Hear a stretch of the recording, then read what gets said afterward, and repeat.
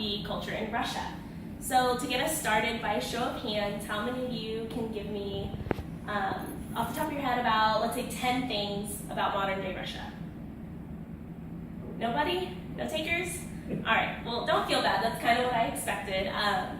When I was trying to choose a country, I thought, I know nothing about Russia, and it's such a modern power in the world, and it's such a large country. Why don't I know anything about Russia? And so that's the country I chose, and that's why. To start off, I'm going to talk about the basics, population, general facts about Russia. I'm going to talk about the Ukraine and the conflict that they're having. I'm going to talk about the Russian presence in Crimea, and also I'm going to talk about their current president, Vladimir Putin. So when I began my research, I needed to find just some basic info to scratch the surface, so I went to www.bbc.com, which is the website for the British Broadcasting Corporation, and that is the most dominant public service broadcaster established under a royal charter, to find out more information. So, for example, I found out that Russia is located in Europe with an estimated population of 142.5 million people. The main language spoken is Russian, and the major religions include Christianity, Islam, Buddhism, and Judaism. Russia's climate varies dramatically from the deep Arctic to the Syrian desert in the south. Russia spans 11 time zones and 2 continents. So let's talk about what we just learned. Russia's huge. There's so many people, but there's so much land, so the population density can't be very great. It has to be so small.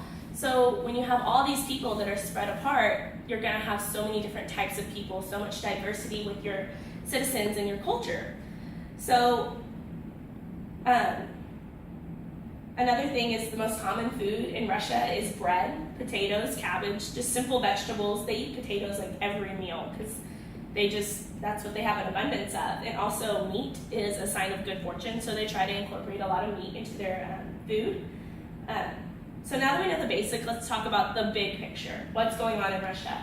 Russia's in the middle of a political war with the Ukraine, and it all started because of the decision that Ukraine made not to sign a European Union agreement in 2013. And the agreement was basically about just deciding on common values, policies, how they're going to maintain just all of the nations in the Union. And since Ukraine didn't sign it, they were basically posing a threat and threatening everything that the Union was trying to establish.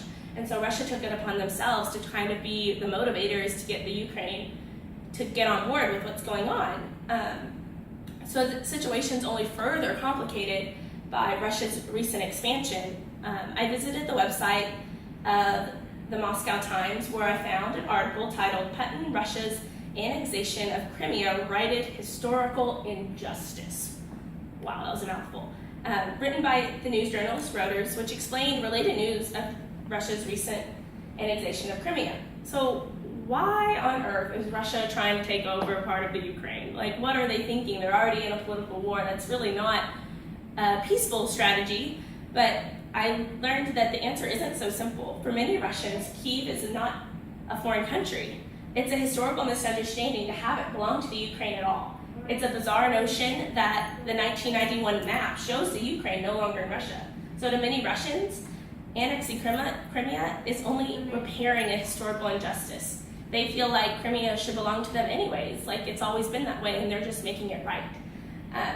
But Crimea has a vast variety of people, and it's unclear how Russia is going to deal with it. They already have a vast variety of people themselves. How are they going to take on this additional culture, these additional people? And so it brings up fears that, is Russia going to keep expanding into the Ukraine? Are they going to keep coming in and taking our territory?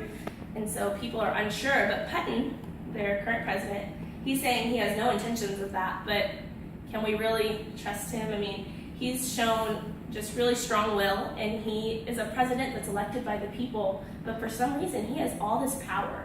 He doesn't have to consult with anyone, even though their political jurisdictions say that he needs to, have permission to do these things. He's not. He's just making decisions, and that's what it is. And his decision will make or break the Ukraine, and they'll make or break Russia as well. That's a lot of influence for just one man to have. So he's definitely rising as a dictator when he's supposed to be a president. So in conclusion, what we've learned about Russia, they're a giant country with lots of people, and who knows where Russia's going to be in the next few years based off Putin's decisions and his role as a leader. We've talked about the Ukraine, we've talked about Crimea, we've talked about the basics. I hope that you have learned a lot, and I hope that this sparks your interest and that you can find out more about Russia on your own. See what's out there, see what you think. Thank you for your time, and I really appreciate it.